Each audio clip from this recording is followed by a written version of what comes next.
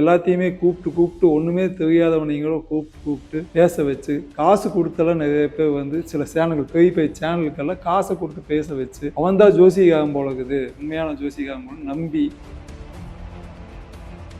என்கிட்டயே நிறைய பேர் சொல்ல விருப்பம் இல்லை. தமிழ்நாட்டு பேர் சொல்கிற மாதிரி இருக்கக்கூடிய 10 ஜோசிக்காரங்க பார்த்தவங்களே நம்மகிட்ட வந்து பார்த்துருக்காங்க. ஒன்றுமே நடக்கலை, ஒன்றுமே ஆகலை. கேள்விக்கு 2000 ரூபா கேட்கவங்க இருக்காங்க, 10,000 ரூபா கேட்கவங்க இருக்காங்க. இப்படி எல்லாம் இந்த சோசியல் மீடியா பண்ணி விட்டதுனால மீண்டும் எனக்கு பயம் என்னன்னா, மீண்டும் வந்து இந்த ஜனங்க அவ்வளோதாண்டா நடக்கட்டும்டா அப்படின்னு கிளம்பிடுவாங்களோ. ரஜினினால போடாத கணக்கு ஏன் விஜய் போட்டாருன்னா அது நேவாது. அந்த கணக்கு கரெக்டாக போட்டங்காட்டி ஜெயிப்பார். பெரிய கோயிலில் ஜெய்ஜென்னு 5 மணி நேரம் நிற்கிற இடத்துல 10 மணி நேரம் நின்று போய் கும்பிட்டாதான் அங்கே தான் கடவுள் இருக்கான்னு நீ நினச்சது தப்பு. உன்னோட வீட்டுக்குள்ளேயே ஒரு நல்ல ஒரு கோயிலோட அமைப்போட அந்த திசையோட வச்சு நீ வீட்டிலே உட்காந்து பண்ணலாம்.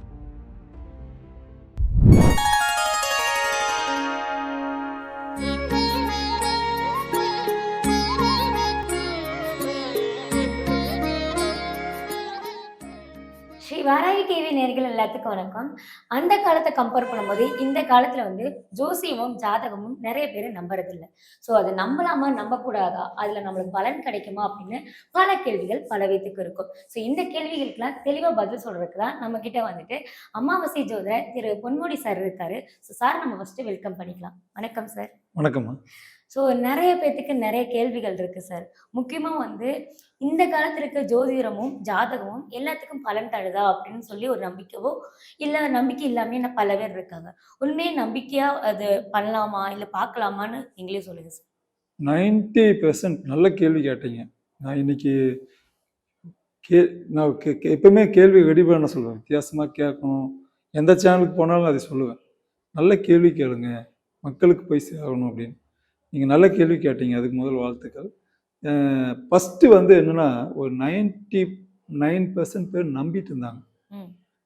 இப்போ இடையில ஒரு 20 வருஷத்துக்கு முன்னாடியெல்லாம் பார்த்தீங்கன்னா, பூகம்பத்துக்கு முன்னாடி, பூகம்பம் சுனாமி எல்லாத்துக்கு முன்னாடி சுனாமி வந்தது பார்த்தீங்களா, 2000 நான் சொல்கிறேன்.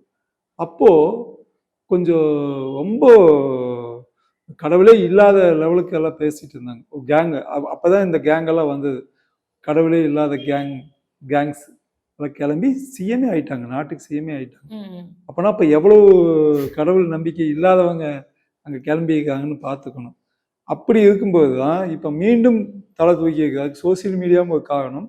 ஆனால் இதே சோசியல் மீடியா தான் என்ன ஆகுதுன்னா, மீண்டும் வந்து எல்லாருமே வெறுக்கிற அளவுக்கு எல்லாத்தையுமே கூப்பிட்டு ஒன்றுமே தெரியாதவனைங்களும் கூப்பிட்டு பேச வச்சு காசு கொடுத்தெல்லாம் நிறைய பேர் வந்து சில சேனல்கள் பெரிய பெரிய சேனலுக்கெல்லாம் காசை கொடுத்து பேச வச்சு அவன் தான் ஜோசிகாரம் போல இருக்குது, உண்மையான ஜோசிகாரம் போல நம்பி பணத்தை ஏமாந்தவங்க நிறைய பேர். என்கிட்டயே நிறைய பேர் சொல்ல விருப்பம் இல்லை. தமிழ்நாட்டு பேர் சொல்கிற மாதிரி இருக்கக்கூடிய 10 ஜோசிகாரங்க கிட்ட பார்த்தவங்களே நம்மகிட்ட வந்து பார்த்துருக்காங்க. ஒன்றுமே நடக்கலை, ஒன்றுமே ஆகலை, ஒன்றுமே சரியில்லை, ஒன்றுமே பணத்தை மட்டும்தான். கேள்விக்கு 2000 ரூபா கேட்கவங்க இருக்காங்க, 10,000 ரூபா கேட்கவங்க இருக்காங்க. இப்படி எல்லாம் இந்த சோசியல் மீடியா பண்ணி விட்டதுனால மீண்டும் எனக்கு பயம் என்னன்னா, மீண்டும் வந்து இந்த ஜனங்க அவ்வளோதாண்டா நடக்கட்டும்டா அப்படின்னு கிளம்பிடுவாங்களோ.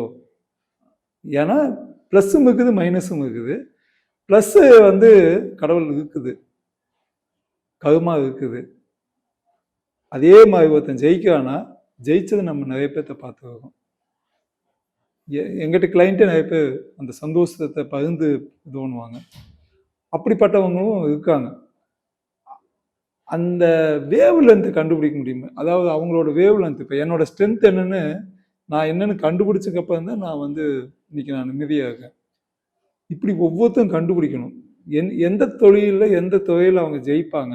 ஒருத்தன் பேசி தான் ஜெயிக்கணும் விதி இருந்தால் அவன் பேச்சு சம்பந்தமான வேலையை தான் செய்யணும். எதுலையோ ஒன்று பேசுவோம், டெலிகிராமாவது இருப்பான், டெய்லி பேசுவோம், 8 மணி நேரம் பேசுவோம்.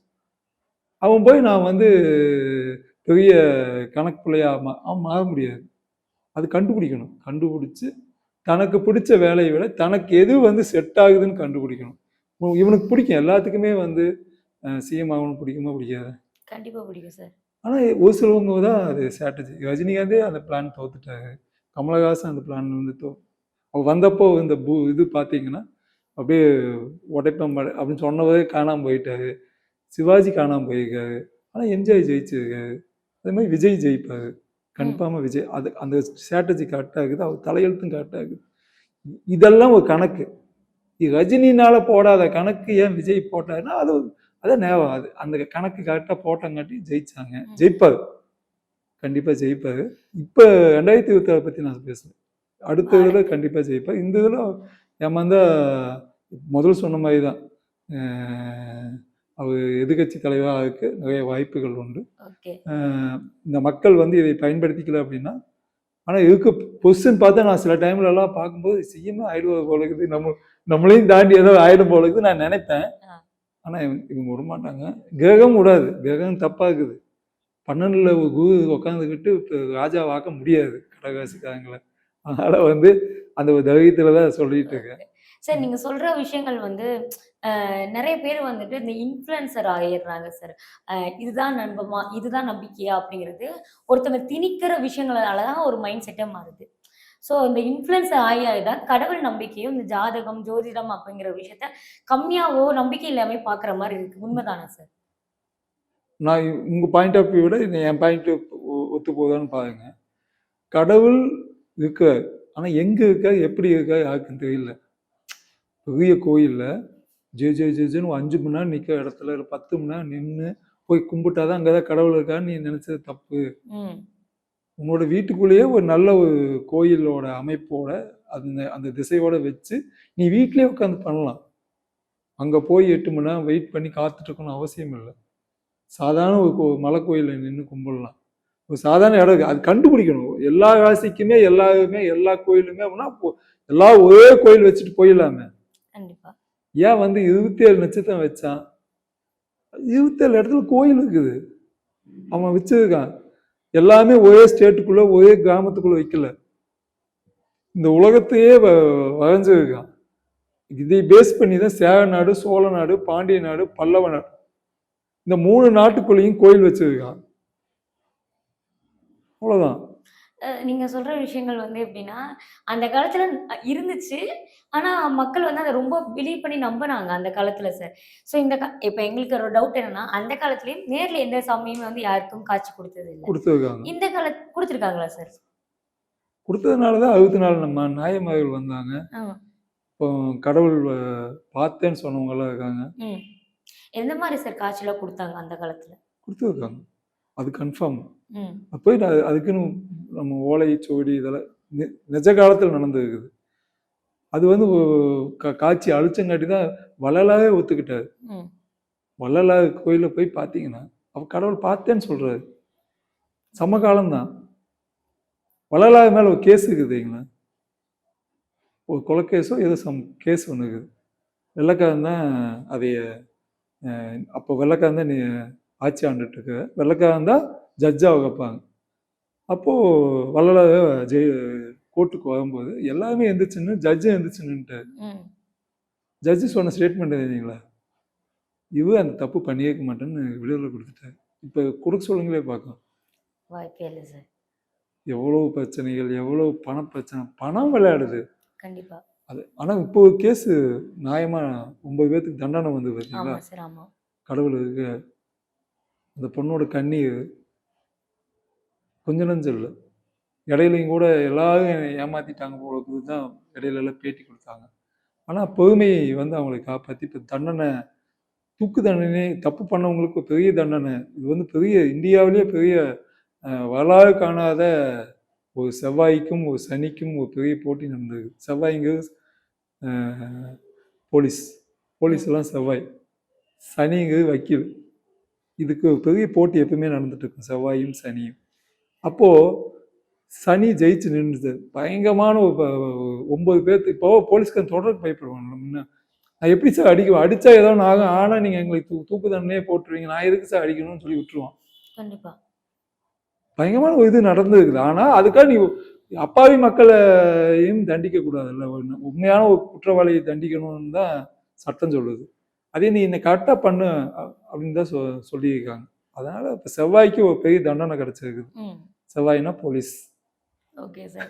ஸோ நீங்க அந்த காலத்துல கடவுள் வந்து காட்சி குடுத்தாங்க. அதனால தான் இத்தன ஒரு நாயன்மார்கள்லாம் உருவாகுனாங்கனாங்க. அப்படி இருந்த கடவுள் ஏன் இந்த காலத்துல யாருக்கும் நேர்ல வந்து காட்சி குடுக்குறது இல்ல சார்? எவ்வளோ அநியாயம், எவ்வளோ அக்கிரமம், எவ்வளோ அநியாயம். ஆனா ஒரு உச்சம் பொங்கும்போது நானும் பார்த்துட்டேன். உச்சகட்டம் போம்போது அங்க வெடிக்குது. ம். காரணமே இல்லாம எல்லா விஷயமும் தலைகீழா மாறும். அப்போ ஏதோ ஒரு ஜீவன் கடவுளை பார்த்து, நான் என்ன நினைச்சேனோ அது நடந்துருச்சு அப்படின்னு சொல்லி பண்ணேன். ம். அது நடக்குது. அது நடந்துட்டு தொடர்ந்து நான் பார்த்துட்டு தான் இருக்கேன். ஓகே. எல்லா விஷயத்துலயும். இப்ப சமீபத்துல கொஞ்ச நாளுக்கு முன்னாடியெல்லாம் கோர்ட்டு, வக்கீலு இவங்க எல்லாருமே பொய்ன்னு நான் நினைச்சிட்டு இருக்கேன். பொய் ம். தான் இவங்க எல்லாருமே. யாருமே நியாயத்துக்கே இல்ல அப்படின்னு. இப்ப இந்த நியாயம் நிரூபிக்கப்பட்டதுல்ல. ஆமா. கொஞ்சம் எனக்கு நம்பிக்கை வருது.